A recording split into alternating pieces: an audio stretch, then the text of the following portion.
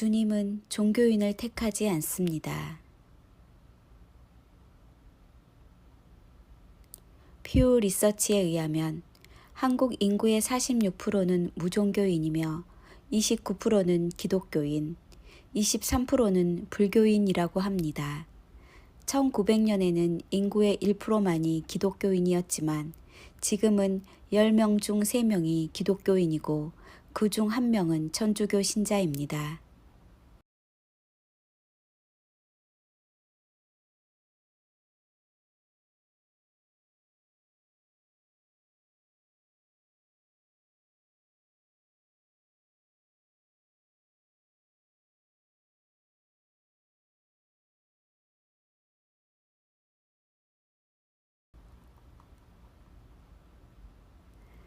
미국의 교포 중 기독교 신자는 71%라고 하는군요.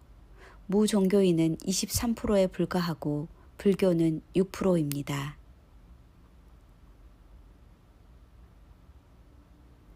그러나 알다시피 한국에서 기독교인은 존경받는 그룹이 아닙니다.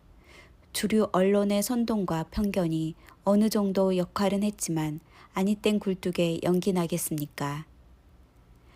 교회는 자기 눈 속에 있는 들보를 깨닫지 못하고 있습니다. 어떤 분은 교회를 폄하하는 것은 좋지 않다고 하는데 내부의 실상을 진단하고 개혁하는 것은 중요합니다. 저는 누구보다도 한국 교회를 사랑하고 말씀 가운데 서기를 바라고 있습니다. 그동안 회개를 촉구하기는 했지만 교회를 비판하는 것은 자제하여 왔습니다.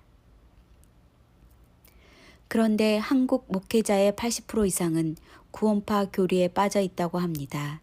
이 교리는 현대 교회에서 인기를 누리고 있습니다.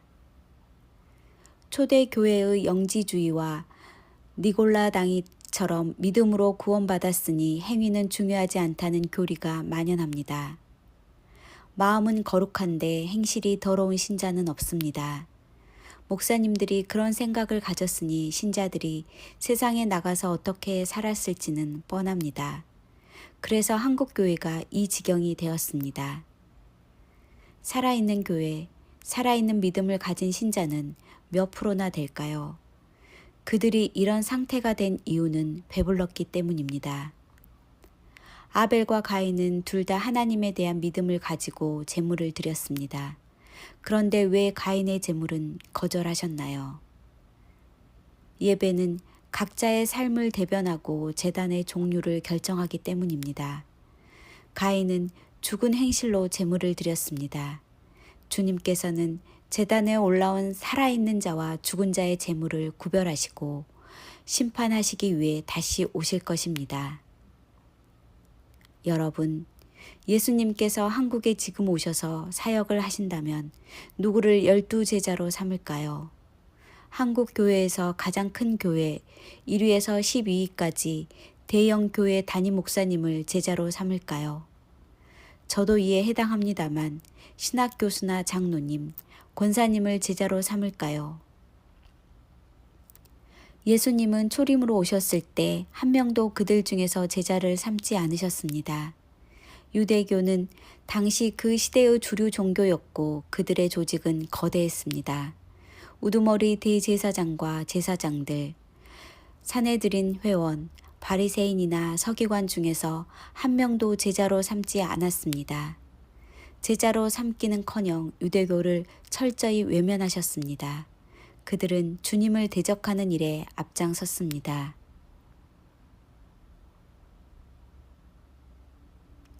다만 주님은 성전과 회당은 이용하셨고 7절기도 지키셨습니다. 예수님이 만약 유대교와 손잡고 그리스도로 알려지셨다면 더 쉽게 사역을 하셨을 것이고 성과도 더 좋았을 것입니다. 주님은 왜 그들과 손잡지 않으시고 시골 어부들을 제자로 삼으신 것일까요? 주님께서 제자들을 삼으신 기준을 보면 주님의 마음을 읽을 수 있습니다. 1. 주님은 종교인을 사용하지 않으십니다. 2. 주님은 열매 없는 위선자를 사용하지 않으십니다. 3. 주님은 종교의 누룩에 오염된 사람들을 사용하지 않으십니다. 이런 구도는 교회도 예외일 수 없습니다. 유대교는 자기들의 종교 체제를 예수님께 맞추려 하기보다 예수님이 자기들의 종교 체계에 들어오기를 요구했습니다. 얼마나 참남한 생각입니까? 이렇게 종교적인 고정관념에 빠지면 하나님의 뜻에 반대할 뿐 아니라 상황 오류가 생기고 그곳에서 헤어나오기가 거의 어렵습니다. 그들은 자신들의 종교 체계를 소화하는 것이 더 중요했습니다. 그런 이유로 예수님은 그들의 누룩에 물들지 않고 자랑할 것이 없는 어부들을 선택하신 것입니다. 현대교회는 유대교와 같은 실수를 범했습니다. 현대교회의 실패는 유대인의 실패를 반복한 것과 다름없습니다. 소름 끼치고 무서운 일입니다. 육신적인 신자들은 직접 성경을 살피기보다 그냥 따라갔습니다. 거대한 소경의 무리들이 형성되었습니다. 주님은 도움을 요청하면 도와주기도 하시고 우리 삶의 세부 사항을 통제하지는 않습니다. 만약 그렇지 않다면 죄를 짓는 사람도 없어야 할 것입니다. 그러면 우리는 어떻게 해야 할까요? 자신이 알고 있는 것을 리셋시키고 성경을 있는 그대로 보아야 합니다. 특히 로고스와 사람의 말을 구분해야 합니다. 성경에 기록되었다는 이유로 모든 구절이 다 진리가 아닌 것은 구별해야 합니다. 거짓 선지자나 바리새인의 말이 성경에 기록되었다고 그들의 말이 진리는 아니죠. 성경의 난제 중 하나는 다음 구절입니다. 그러므로 내가 너희에게 이르노니 사람에 대한 모든 죄와 모독은 사하심을 얻되 성령을 모독하는 것은 사하심을 얻지 못하겠고 또 누구든지 말로 인자를 거역하면 사하심을 얻되 누구든지 말로 성경을 거역하면 이 세상과 오는 세상에서도 사하심을 얻지 못하리라. 우리가 잘 알고 있는 구절입니다. 성령 모독죄는 영원히 사하심을 받지 못한다는 어마무시한 말씀입니다. 그런데 이 구절의 해석에는 모순이 발견됩니다. 성령 모독죄는 사하심을 받지 못한다. 그러면 성부 하나님 모독죄는요? 성자 하나님 모독죄는요? 성령을 모독하는 것은 성부 하나님이나 성자 하나님을 모독하는 것보다 더 심각한 죄인가요? 삼위일체 하나님에서 두 인격보다 세 번째 위격에 더 높은 지위를 부여한 것처럼 해석하는 것은 삼위일체의 균열을 조장하는 것입니다. 성령은 하나님의 영이자 그리스도의 영이므로 성령을 모독하는 것은 성부, 성자, 하나님을 모독하는 것입니다. 하지만 용서받을 수 없는 죄에 대한 이 구절은 본문의 당시 상황도 고려해야 합니다. 하나님의 사역을 대적인 사탄의 일로 바꾸어 버린 바리새인에 대한 것으로 보아야 한다는 견해입니다. 하나님의 선한 목적에 대한 전적인 반대는 결코 사함을 받은 것이 어려운 죄로 본 것입니다. 그러므로 성령 모독죄를 지금의 모든 상황에 확대 적용하는 것은 바람직하지 않다는 견해도 있습니다. 하지만 본문에서 인자에 대한 모독은 그리 심각하게 다루지 않는 이유는 무엇인가요? 당시 예수 그리스도에 관한 진리가 완전히 드러나지 않은 상황에서 말로 인자를 거역하는 것이 가능하다고 볼 수 있는 것일까요? 그렇다면 현대 신자들에게 완성된 성경도 있고 예수 그리스도에 대한 비밀도 다 드러난 상태에서는 어떻게 이 말씀을 해석해야 할까요? 교회도 그들처럼 여전히 그리스도의 말씀에 반대하고 있는 상황은 아닐까요? 여러분도 알고 있는 몇 가지 사례를 들어봅니다. 1. 예수님, 부자는 천국에 들어가기 어렵다. 현대교회, 부자도 천국에 들어갈 수 있습니다. 2. 예수님, 율법은 폐지되지 않는다. 구약 성경은 폐기될 수 없다. 현대교회, 율법은 폐지되었습니다. 3. 예수님, 11조도 버리지 않아야 하지만 정의와 긍휼과 믿음이 더 중요하다. 현대교회, 11조는 폐지되었습니다. 4. 예수님, 내 말을 듣고 행하는 자라야 한다. 현대교회, 복음에서는 사람의 어떤 노력이나 행위도 요구하지 않는다. 5. 예수님, 회개하지 않으면 망한다. 현대교회, 한번 구원은 영원하니 죄에 대해서는 자유하십시오. 5가지를 예시했지만 현대 교회의 전체적인 분위기는 예수 그리스도의 말씀을 무시하고 반대하는 편에 있습니다. 이런 예기치 않은 반응은 말로 성자 하나님을 모독하는 모독죄에 해당되지 않을까 염려스럽습니다.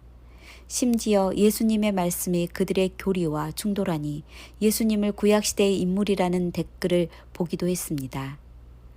영원하신 하나님을 구약시대, 신약시대로 제한하다니 이런 모독이 어디 있을까요? 예수 그리스도는 어제나 오늘이나 동일하십니다. 바리새인들은 자기들의 전통 때문에 예수님을 거절했는데 현대 신자들도 주님의 말씀을 거스르며 무시하고 있습니다. 사실 이것은 상당히 심각한 이슈이고 이 관점을 채택하는 이가 다수입니다. 소수만이 주님의 길에서 분투합니다. 지금이 달리 노아의 시대가 아닌 것입니다. 너희도 가려느냐? 주여 생명의 말씀이 주께 있사오니 우리가 누구에게로 가오리이까? 말로는 주님, 주님 하면서 순수하게 그분의 말씀을 따라가지 않으니 걱정입니다. 사람마다 바라보는 곳과 목적이 다릅니다. 성령께서도 사람들이 죄에 대하여, 의에 대하여, 심판에 대하여 잘못 생각하고 있는 것을 책망하십니다.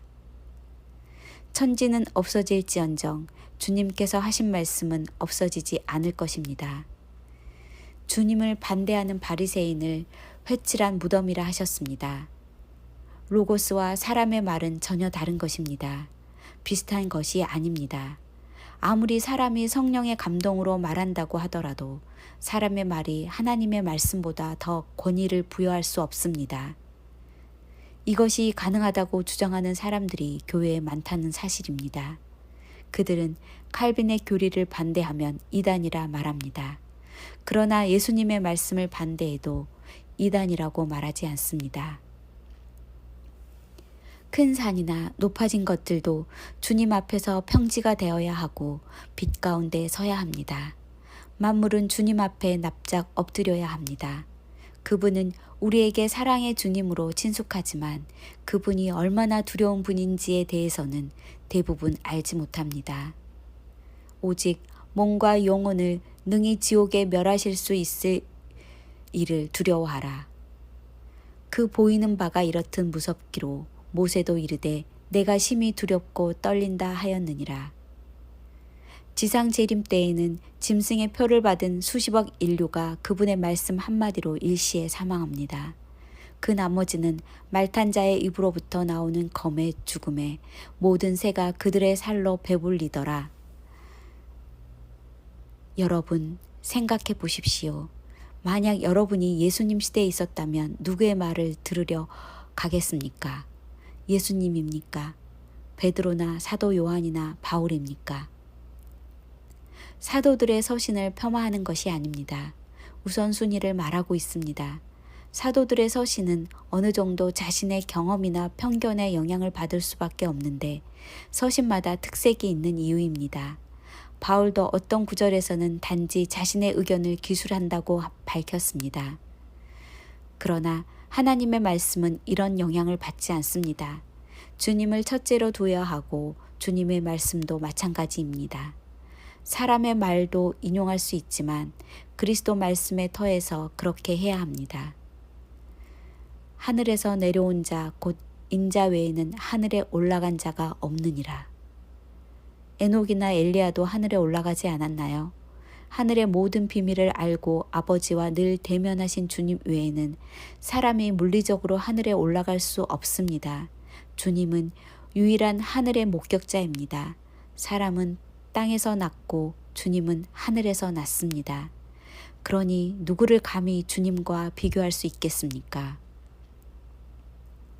너희가 성경에서 영생을 얻는 줄 생각하고 성경을 연구하거니와 이 성경이 곧 내게 대하여 증언하는 것이니라. 그러나 너희가 영생을 얻기 위하여 내게 오기를 원하지 아니하는도다. 그 말은 정말 예수 그리스도가 누구인지도 모르고 그분께서 하신 말씀을 거절하고 있습니다. 이 미스터리에 대한 실체는 천국에 들어가서 확인할 수 있을 것입니다. 현재는 각자 자신이 확신하는 길을 변경하려 하지 않을 것이기에 그렇습니다. 나를 저버리고 내 말을 받지 아니하는 자를 심판할 이가 있으니 곧 내가 한 그 말이 마지막 날에 그를 심판하리라. 주님의 말을 받지 아니한 자들이 마지막 날에 심판을 받을 것이라고 합니다. 왜냐하면 그가 말씀하신 것이 곧 영생이기 때문입니다. 그나마 로고스의 의미를 깨달은 사람이 사도 요한입니다. 태초에 말씀이 계시니라. 이 말씀이 하나님과 함께 계셨으니 이 말씀은 곧 하나님이시리니라. 역사의 출발점 이전부터 말씀이 존재하였고 이 말씀이 곧 하나님입니다. 내가 내 자의로 말한 것이 아니요 나를 보내신 아버지께서 내가 말한 것과 이를 것을 친히 명령하여 주셨으니 나는 그의 명령이 영생인 줄 아노라. 그러므로 내가 이르는 것은 내 아버지에게서 내게 말씀하신 그대로니라 하시니라. 당신은 영원하신 주님의 말씀을 따라갑니까? 사람의 말을 따라갑니까? 한국 목회자와 신자의 다수가 잘못된 교리에 빠져 있다고 하는데 그곳에서 빠져나오십시오. 그리고 이 문제에 대해 성령의 인도하심을 따라 회개하십시오. 우리가 비록 세상이나 성경에서 많은 것을 취할 수 있지만 그 중에 하나를 선택하라면 그리스도를 선택할 것입니다. 예수께서 이르시되 내가 곧 길이요 진리요 생명이니 나로 말미암지 않고는 아버지께로 올 자가 없느니라. 나는 하늘에서 내려온 생명의 떡이다. 누구든지 이 떡을 먹으면 영원히 살 것이다. 진실로 진실로 너희에게 이르노니 사람이 내 말을 지키면 영원한 죽음을 보지 아니하리라. 한국교회는 지금이라도 깨닫고 예수님의 생명의 말씀, 절대적 진리의 말씀으로 돌아가야 합니다. 계시록의 7교회는 각각 다른 영적 상태를 표시하고 있습니다. 죽은 교회, 살아있는 교회, 미지근한 교회, 진실하고 충성된 교회가 있습니다. 나를 사랑하지 아니하는 자는 내 말을 지키지 아니하나니 너희가 듣는 말은 내 말이 아니요 나를 보내신 아버지의 말씀이니라. 우리는 각자 깨달은 대로 선택하며 살아갈 것이고 이에 대한 결산은 주님께서 하실 것입니다. 단지 우리는 자신을 검증하고 확증해야 할 것입니다. 깨어있는 신자들이 지금 더욱 깨어 금식하고 말씀과 기도에 전념하고 있습니다. 심판은 하나님 집에서 먼저 시작될 것인데 그것은 데려감과 버려둠의 분리입니다. 회개할 수 있는 시간이 갑자기 사라질 것입니다. 많은 사람들이 잔인한 하나님이라고 모독할 것입니다. 하지만 진짜 잔인한 신은 대환란과 지옥에서 기다리고 있습니다. 귀 있는 자는 성령이 교회들에게 하시는 말씀을 들으십시오. 아멘.